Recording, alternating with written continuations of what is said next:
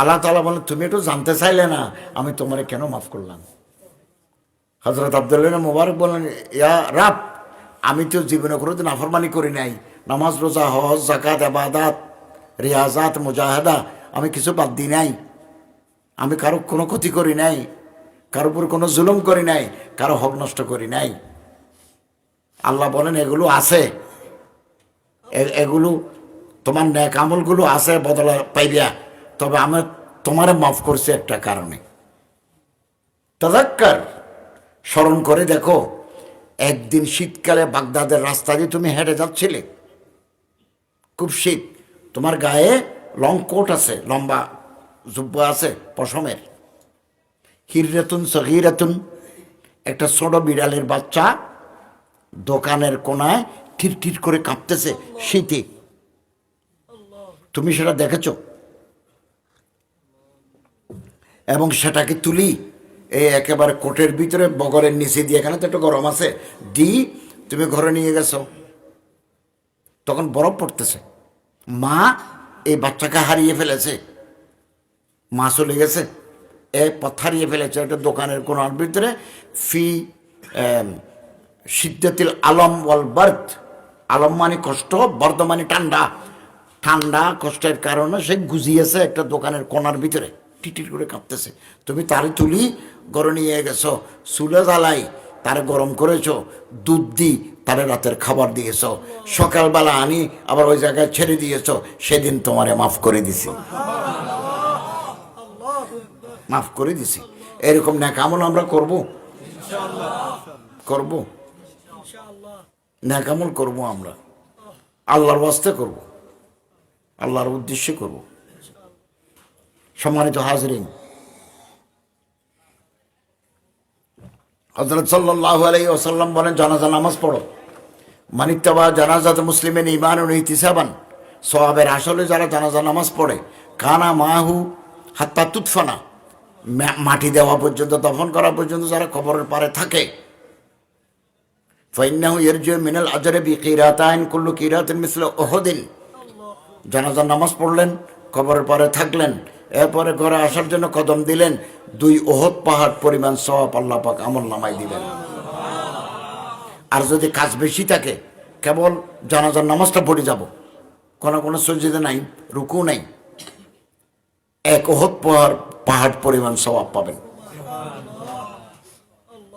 হযরত সাল্লাল্লাহু আলাইহি ওয়াসাল্লাম বলেন, যারা আত্মীয় স্বজন মাটি দিতে গেছো, তাড়াহুড়ো করবে না। ইস্তাগফিরু লি আখিকুম, তোমার ভাইয়ের জন্য গুনাহ মাফসো। মাথার কিনার একজন হাফেজ দি সূরা বাকারার প্রথম অর্ধেক, পায়ের কিনারে আরেকজন হাফেজ দি সূরা বাকারার শেষের অংশ তেলাওয়াত করো। হযরত আমর ইবনে আস রাদিয়াল্লাহু তাআলা আনহু বলেন যে, আমি মারা গেলে তোমরা কবরের পারে একটা উট জবাই করি, চামড়াটা আমরা খুলে ফেলি, চামড়া সিলাই, এরপরে গোস্তগুলো টুকরে টুকরা করে ভাগ করে দিয়ে যতক্ষণ লাগে ততক্ষণ কবরের পারে ইস্তেগফার করবে, গুনাহ মাফ চাইবে। হাদিসে কুদসি, মুসনাদ আহমদ। আল্লাহ তাআলা বলেন, ইয়া ইবাদি, ও আমার বন্দারা, তোমরা তো বিল্লাইল ওয়ান নাহার, দিনের বেলা রাতের বেলা গুনাহ করতেছো, আর আমি তোমাদের সমস্ত গুনাহ মাফ করে দিই। আস্তাগফিরুনি, আমার কাছে মাফ চাও, আমি তোমাদের সমস্ত গুনাহ মাফ করে দেব। তোমরা দিন রাতে গুনাহ করো আমি জানি, কিন্তু আমি তোমাদের গুনাহ কুল্লা যামবিন, সমস্ত গুনাহ মাফ করে দেব। আস্তাগফিরুনি, আমার কাছে গুনাহ মাফ চাও। আমরা এই ময়দানে, এই মাহফিলে আল্লাহর কাছে মাফ চাই, আল্লাহ আমাদের জীবনের গুনাহ মাফ করে দাও। সম্মানিত হাজরিন, মানুষ মারা গেলে কবরে মাটি হয়ে যায়, বেশি দিন থাকে না, 6 মাস 1 বছরের ভিতরে তো হাড্ডি পর্যন্ত শেষ, হাড্ডিরও খোঁজ থাকবে না।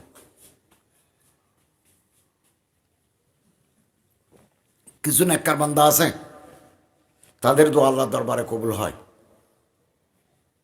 আল্লাহর দরবারে কবুল হয়। আল বিদায়া ওয়ান নিহায়া কিতাবের নাম ইবনে কাসির, তিনি লিখেছেন নবী করিম সাল্লাল্লাহু আলাইহি ইসলামের এক সাহাবী হযরত তালহা ইবনে ওবায়দুল্লাহ যুদ্ধে একজন তীর মারি দিছে, পায়ে হাঁটুর সাথে লাগি, ওইটা আস্তে আস্তে পৌঁছি উনি মারা গেছেন, শহীদ হয়ে গেছেন। ইরাকের একটা শহরের নাম বসরা। কি নাম? বসরা। বসরা নদীতে ঢেউ বেশি, তো বসরা নদীর কিনারে কবরস্থানে ওনারা দাফন করছে। আল বিদায়া ওয়ান নিহায়া কিতাবে আছে। 40 বছর চলে গেছে কবরের ভিতরে। রজুলুন তালহাতা ফি মানামিহি, ঘুমের ভিতরে বসরার এক দরবেশ স্বপ্নে দেখলো। স্বপ্ন কিন্তু আল্লাহর পক্ষ থেকে আসে, বুখারী শরীফ। আর রয়া আসাদাকা মিনাল্লাহি তাআলা, স্বপ্ন আল্লাহ তাআলা দেখায়, ভালো স্বপ্ন। রাতের বেলাতে খারাপ স্বপ্ন দেখেন, তাহলে ঘুম থেকে উঠে বাম দিকে থুতু ফেলবেন 3 বার, থো থো থো, এরপরে দোয়ার দরদ পড়ি ডান দিকে ঘুমাবেন। কত ধরনের স্বপ্ন আছে। স্বপ্নের ব্যাখ্যার জন্য একজন বড় আলেম বুজুর্গ মানুষের কাছে, বাপ থাকলে বাপকেও বলতে পারবেন। আশেপাশে মানুষকে স্বপ্নের কথা বলা ঠিক নয়, কারণ উনি যদি তাবির করে দেন, স্বপ্নের ব্যাখ্যা উল্টোপাল্টা করে দেন, উল্টোপাল্টা হয়ে যাবে। এই জন্য কোনো বুজুর্গ মানুষ, সাহেব এলম, সাহেব কামাল, এরকম মানুষকে বলবেন, এরকম মানুষকে বলবেন। তো এক দরবেশ স্বপ্ন দেখলো, স্বপ্নের ভিতরে হযরত তালহাকে দেখছেন। ওহো ইয়াকুল, হযরত তালহা বলতেছেন, ইয়া আখি, ও ভাই, হাফিলুনি আন কবরি ফাকাত আযানিল মা, আমার কবরের ভিতরে পানি ঢুকছে, নদীর পানি, জ্বরের পানি ঢুকছে, আমি ভিজে যাচ্ছি, কষ্ট পাচ্ছি, আমারে তুলে একটা নতুন কবরস্থানে দাফন করে দাও। সালাসা লায়ালিন, 3 রাত, করাত 3 রাত। শেষের রাতে তিনি দেখলেন যে একই স্বপ্ন 3 দিন দেখলাম। উনি বলতেছেন কবরের ভিতরে পানি ঢুকছে, উনি ভিজে যাচ্ছেন, কষ্ট পাচ্ছেন। তখন তিনি চলে গেলেন বসরার ভাইস প্রেসিডেন্ট আব্দুল্লাহ ইবনে আব্বাস নায়েবান বিল বসরা, ওখানে চলে গেলেন। ওখানে যা বললেন, হযরত আপনার সাথে আমার কথা আছে, আমি গত 3 দিন যাবত স্বপ্ন দেখি, হযরত তালহা আমারে বলতেছেন আমার কবর ভিতরে পানি ঢুকছে, আমার এই শুকনা কবরস্থান নিয়ে যাও। তো মহামান্য ভাইস প্রেসিডেন্ট, আপনি লোক পাঠাই, একটু ছিদ্র করি, বাতি রাতি মারি, একটু দেখবেন কি না ভিতরে লাশ আছে না নাই, না থাকলে নাই, থাকলে ওনার একটু তুলি নতুন কবরস্থানে দেওয়ার ব্যবস্থা করেন, এগুলো তো আমরা পারবো না। তখন ইবনে আব্বাস রাদিয়াল্লাহু তাআলা আনহু বলেন, আপনার স্বপ্ন সত্য, কারণ রাসূলের হাদিস আছে তালহা ফিল জান্নাহ, তালহা বেহেশতে থাকবে। মিন আশরাতিল মুবাশশারা, হযরত 10 জন সাহাবীকে দুনিয়া থাকতে জান্নাতের সুসংবাদ দিয়েছেন, তার মধ্যে তিনি একজন। ফাস্তারু লাহু দারান বিল বসরা বিআশরাতি আলাফি দিরহামা, 10,000 টাকা দিই শুকনা একটা কবরস্থান কিনি, কবর টবর তৈরি করে রাখছেন। জুমার দিন মসজিদে যাই, এই হযরত আব্দুল্লাহ ইবনে আব্বাস রাদিয়াল্লাহু আনহু বললেন, ও মুসল্লি ভাইয়েরা, হযরত তালহার লাশ কবর খুলি, লাশ তোমরা খাটের উপর নিই, এখানে আসি দাফন করে দাও। একটা নতুন কাফনের কাপড় নাও, 40 বছর আগের পুরানা কাপড় ছিঁড়েও যেতে পারে। গেছে দলে দলে মানুষ নামাজ পড়ি, উপরে ডাকনা খুলে ফেলছে। 40 বছর আগে যেভাবে দাফন হয়েছে তিনি সেভাবে কবরে ঘুমাচ্ছেন। লাশ তুলি যখন খাটের উপর নিচ্ছেন, ওয়াকাত ইহদররা মিনাল জাসাদি মায়ালিল মা, নোনা পানি লাগি ডান দিকে কাফনের কাপড় সবুজ হয়ে গেছে। ওনারা গামছা দিয়ে মুছি টান দিয়ে দেখলো যে পচে গেছে কিনা, না পচে নাই, রং নষ্ট হয়েছে মাত্র। তুলি নতুন কবরস্থানে আবার দাফন করে দিয়ে আসছে। আমানত কি तरह रखा है जमीन ने अपने सीने में, ना एक मोह सर कम हुआ अपना, ना एक तारे कफन बिगड़ा। 40 বছর কবরের ভিতরে মাথার চুল পড়ে নাই, একটা আঁশ নষ্ট হয় নাই। এরকম দিনদার মুসলমান এই সোনুয়া, কসকা, এই সমস্ত জায়গায় আছে, কবরস্থানে আছে, আছে না নাই? আছে। কবর দিতে গেলে আপনারা পাবেন, দেখা পাবেন এদের। আমি এদিন একটা সময় টিভি আছে না, সময় টিভির একটা ভিডিও দেখলাম যে এই এদিকে বরিশালের ওদিকে 25 বছর আগে এক মানুষ মারা গেছেন। তার একটা কবর দিতে যায়, ও কবরটা ভাঙি গেছে। তো মানুষ ওনারে নিয়ে এরকম উঠানে নিয়ে আসছেন। চেহারা খুলে দেখা গেল দাড়িওয়ালা, কপালে সজিদার দাগওয়ালা। মানুষ চিনতে পারছে, বলো তো ও তো অমুকের দাদা। 25 বছর কবরে চেহারা বরাবর রয়েছে। আল্লাহ কোন কাজের উপর রাজি হয়ে আপনারা কবর ভিতরে চিন্তা রাখেন, আগে ভাগে বলা মুশকিল। আমরা মানুষের হক নষ্ট করব না, জুলুম করব না, মানুষের উপকার করব, উপকার করব। আল্লাহ তাআলা আমাদের তৌফিক দান করুন, আমিন। ফজরের নামাজের পরে 3 বার, মাগরিবের নামাজের পরে 3 বার বিসমিল্লাহিল্লাযী লা ইয়াদুররু মা ইসমিহি শাইউন ফিল আরদি ওয়ালা ফিস সামাই ওয়া হুয়াস সামিউল আলিম। এটা মুখস্থ করে দিবেন, এখানে হুজুর আছে। বিসমিল্লাহিল্লাযী লা ইয়াদুররু মা ইসমিহি শাইউন ফিল আরদি ওয়ালা ফিস সামা ওয়া হুয়াস সামিউল আলিম। এটা পড়বেন। আসমানের মুসিবত বলা, যেটা নজালা নাজিল হয়েছে আর যেটা নাজিল হয় নাই, সবগুলো স্টপ হয়ে যাবে এবং আপনাকে আল্লাহ তাআলা হেফাজত করবেন, হেফাজত করবেন। ঘর থেকে বের হওয়ার সময় বিসমিল্লাহি তাওয়াক্কালতু আলাল্লাহ লা হাওলা ওয়ালা কুওয়াতা ইল্লা বিল্লাহ, এই কথা পরে বের হবেন। ফিরে আসা পর্যন্ত আপনার হেফাজত করার জিম্মেদারি আল্লাহর হাতে। আমি কালকে আমার নাতি অসুস্থ, আপনাদের বলছি।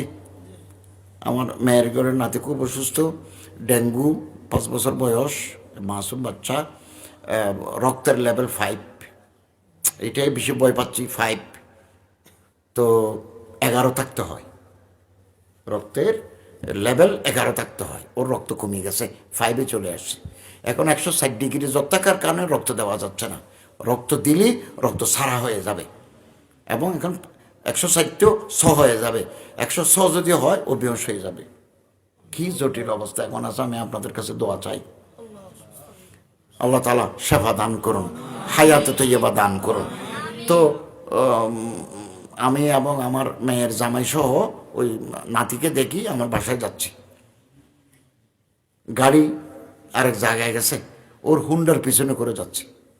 আমি উঠার সময় বিসমিল্লাহি তাওয়াক্কালতু আলাল্লাহ পড়ে উঠছি। আমরা এভাবে ক্রস করছি, ওদিক থেকে একটা প্রাইভেট কার এত জোরে আসছে যে এক ডান বরাবরের জন্য, আর না হলে আমাদের মারি ওখানে ফেলে দিত। দোয়া আপনার হেফাজত করবে, দোয়া, দোয়া। মুখুল ইবাদা, ইবাদতের মগজ। চোখের পানি ফেলে দোয়া করব। কতরাতুদ দুমুইন মিন খাশিয়াতিল্লাহ। আল্লাহ বলেন আমার কাছে চাও, শেষ রাতে আসি, আল্লাহ তাআলা নিচের আসমানে ডাক মারে, হালমিন মুস্তারজিকিন, কারো রিজিক লাগবে, টাকা পয়সা ধন দৌলত দিছে, আমি দেব। হালমিন মুস্তাগফিরিন, গুনাহ করেছ, মাফ চাহানেওয়ালা কেউ আসো নাকি, আমি তারা মাফ করে দেবো। হাত্তা ইউতলা আল ফজর, ফজর পর্যন্ত। ফজরের নামাজ পড়েন। আল্লাহ তাআলা আমাদের সবাইকে ফজরের নামাজ পড়ার তৌফিক দান করুন। ফজরের নামাজ যারা জামাতের সাথে পড়ে, এশারের নামাজ যারা জামাতের সাথে পড়ে, ফাকান্নামা কামাল লাইলা কুল্লাহু, সারা রাত নামাজের সওয়াব আল্লাহ পাক আমলনামায় লিখে দিবেন, লিখে দিবেন।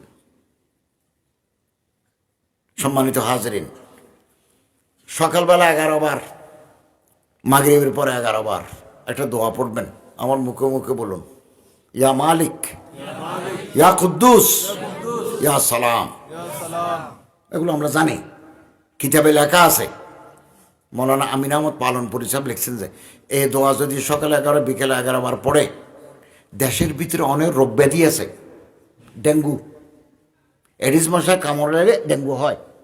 ডেঙ্গু রুগীরে যদি মশায় কামড়ায়, এ মশা যদি ওনারে কামড়ায়, উনি ডেঙ্গু রুগী হয়ে যাবেন। এই জন্য ডেঙ্গু রুগী মশারি টাঙ্গে রাখতে হয়, কারণ ও যখন ডেঙ্গুর জীবাণু নিয়ে আপনার গায়ে বসবে, আপনার ডেঙ্গু হবে। কোভিড-19 করোনা, আমরা তখন মাস্ক টাস্ক পরতাম না। কাশি যদি আপনার নাকে যায়, আপনার ফুসফুস, আপনার করোনা হবে। ইয়া মালিক, ইয়া কুদ্দুস, ইয়া সালাম যারা রেগুলার পড়ে, তাদের এ সমস্ত রোগ থেকে আল্লাহ তাআলা হেফাজত করবেন। কথা শেষ। ওয়া আখিরু দাওয়ানা আনিল হামদুলিল্লাহি রাব্বিল আলামিন।